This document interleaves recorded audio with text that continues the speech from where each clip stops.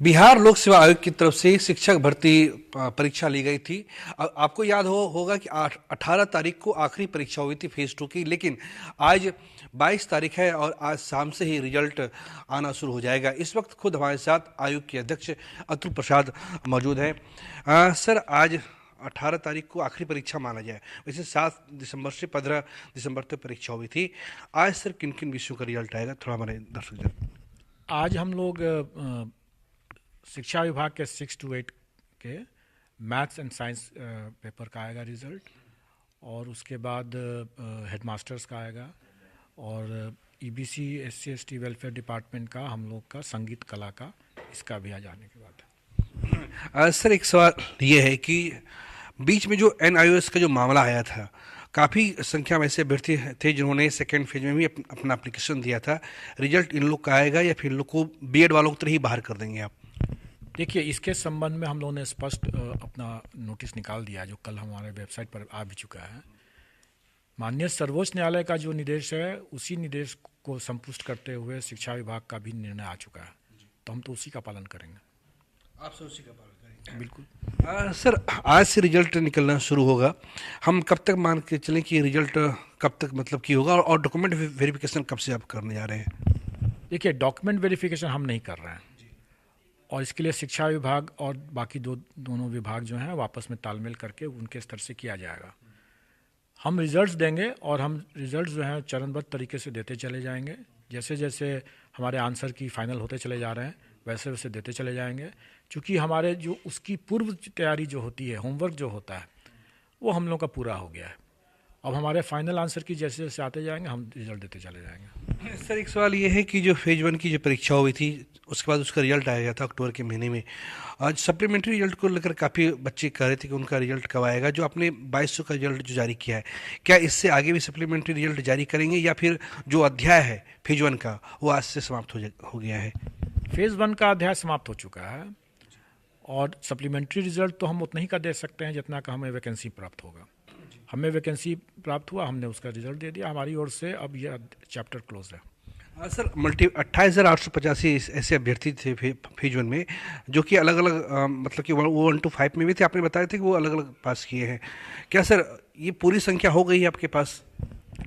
नहीं, multiple results की जो बातें आप बता रहे हैं, वो वही उसी मल्टीपल रिजल्ट्स को ही लेकर के उन्होंने, शिक्षा विभाग ने जो हमें सप्लीमेंट्री रिजल्ट के लिए भेजा अपना रिक्वेजिशन, हम लोगों ने उसी का अपना निकाल दिया। सर, ये मानते हैं कि आपके ऊपर काफ़ी दबाव रहता है। अब आपने रिजल्ट भी आप जारी करने जा रहे हैं। ये माना जाए कि जो आयोग ने रिजल्ट जारी किया है वो पूरी तरह से पारदर्शी है, कदाचार मुक्त है, और जिन्होंने परीक्षा दी है उसको इत्मीनान रखना चाहिए कि जो मेहनत उन्होंने की है उसका पूरा पूरा प्रतिफल जो है आयोग की तरफ से मिलने जा रहा है। ये तो मैं नहीं बोल सकता हूँ, ये तो आप ही लोग बोल सकते हैं, अभ्यर्थी खुद बोलेगा इस बात को। वो तो मैं नहीं बोल सकता हूँ, मैं अपने मुंह मियाँ मिट्ठू क्या बनूँ। सर, इस बार भी कोई सप्लीमेंट्री रिजल्ट जारी करेंगे या फिर विभाग के आदेश का इंतजार करेंगे? क्योंकि आपने कहा कि मेन रिजल्ट मांगना अधिकार होता है, सप्लीमेंट्री रिजल्ट देना न देना ये विभाग का आदेश होता है। बिल्कुल, जो भी अधियाचना जो होती है पद के लिए, वो तो विभाग ही करती है। विभाग ने अगर हमें इतना पद दिया, हम उतना का रिजल्ट देते हैं। विभाग अगर उसके बाद अगर मल्टीपल रिजल्ट्स के केस में विभाग अगर उसको सप्लीमेंट्री रिजल्ट के लिए अगर बोलेगा तो सप्लीमेंट्री रिजल्ट देंगे। जो नहीं, अगर नहीं मांगेगा तो नहीं दिया जाएगा, स्वाभाविक है।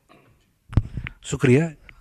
हाँ, तो ये हमारे साथ बीपीएससी के चेयरमैन अतुल प्रसाद थे। इसमें कहीं कोई संदेह नहीं है कि आज जबकि पूरे देश में सबसे बड़ा जो इश्यू है वो बेरोजगारी का इश्यू है, उस पर लगातार शिक्षा विभाग ने जो बहाली निकाली है, उस बहाली को पूरा करने का, उस बहाली को अंतिम अंजाम तक पहुंचाने का अगर किसी की जिम्मेदारी थी तो वो बिहार लोक सेवा आयोग की जिम्मेदारी थी।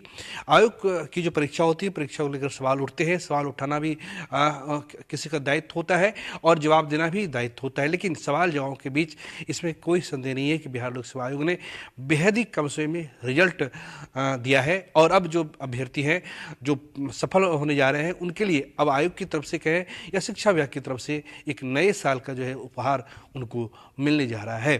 कैमरा पर्सन श्याम के साथ प्रीतम कुमार, कशिश न्यूज, पटना।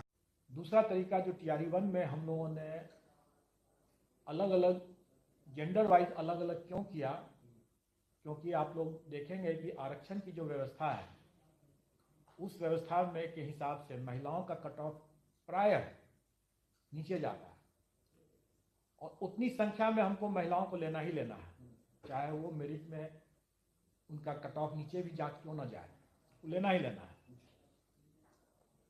और जब उनका मेरिट जब नीचे जाता ही है तो फिर उसमें प्रश्न सरल हो चाहे कठिन हो, उससे क्या फर्क पड़ रहा है। उतनी महिलाओं को हमको लेना ही लेना है, चाहे उनका मेरिट नीचे भी क्यों नहीं जाए। तो इसलिए उसमें भी हमको कोई नॉर्मलाइजेशन, कोई स्केलिंग, कोई परसेंटाइल सिस्टम करने की जरूरत नहीं।